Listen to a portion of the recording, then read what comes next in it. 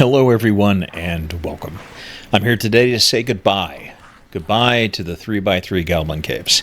You know, it was kind of funny when they first made the change to make Goblin Caves 3x3 a lot smaller, and they increased the number of players back up to 7. I really didn't enjoy it at first. It was a lot of immediate second party, third party, fourth party. It was really just kind of deathmatch. And I was not enjoying it. It didn't feel like Dark and Darker to me, but honestly, over the course of the last couple weeks, it kind of grew on me. And some of the most fun I think I've had since Wipe 3 has been running around as the Warlock, Zero Spell Warlock, running around in the new, now old Goblin Caves. The 3x3 map was really intimate. You could hear pretty much everything that was going on around you. And with its return back to 5v5, I've done some experimentation today, and I can bring a couple pieces of information to you. It feels more like Darker, and a whole lot less like Deathmatch. Insofar as you're likely to see 1, 2, maybe 3 other players if you're looking for trouble. And if you're not looking for trouble, the Goblin Caves is going to be back to the nice, quiet, calm pace that you've become accustomed to soloing in Goblin Caves in the past. So I think for those of us who are really looking for a PvP thrill, this is a step back. But if you're really looking for the whole... Hello, Mr. Fighter. I will be taking that Surge Kit. Thank you kindly. But if you're looking for, the quintessential solo Dark and Darker experience, that is certainly back. The bigger layout, the increase in statics, you can avoid PvP if that's something you wanted to do, and that was basically impossible to do. Reflecting on it a little bit, I think a lot of the joy that I had in Goblin Caves is kind of a dirty pleasure.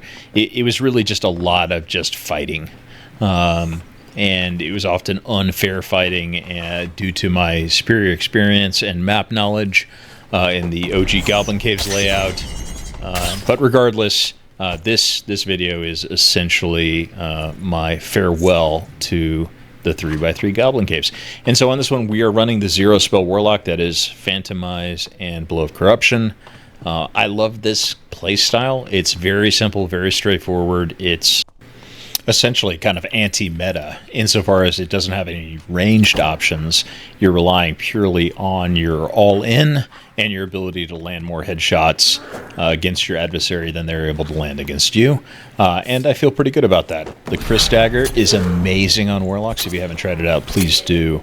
But going back to headshots for a second, something that was supposed to be in today's patch but ended up not being, SDF has said that they aspire to make headshots do 2x damage instead of 150% damage, and I cannot think of a more substantial buff that you could give to the melee classes in an attempt to kind of reduce the range meta.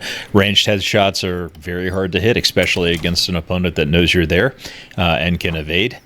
And the headshots for most of the melee matchups are sort of inevitable. It's significantly easier to land. So I think that's a huge buff to melee in particular. So I will enjoy that experiment when it actually comes to be, but right now it's not in the game yet. Apparently it didn't make today's build, but it will be coming in the future. But yeah, to talk a little bit about my Goblin Caves experience. So I learned a couple different things by running normals earlier this afternoon on the new 5x5 layout, and I will say it has returned back to kind of the classic Goblin Caves experience. It's more Dark and Darker and less deathmatch. You will, if you're looking for trouble, maybe run into 2 or 3 people. If you're looking to avoid trouble, you will be successful.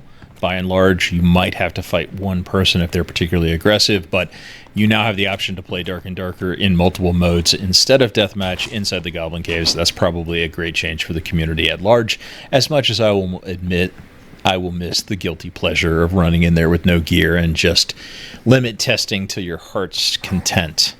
But also announced in today's change, so Sneak is basically coming to every class, and I'll tell you, it works as advertised. If you are not wearing chain boots and you hold down shift in about a half a second, you will be completely silent. And I can't tell you how profound this change is on the game. Okay, I see you over there. You can see just right across the bridge there, we've got what looks to be a barbarian kind of sizing us up. Nope, looks like it's a fighter. It's so hard to tell these days. But yeah, so I'm a little disappointed because I thought, one of the few differentiators that the rogue class had for it was this ability to basically set up an ambush, right? Like that was a play style that had nothing to do with numbers or balance.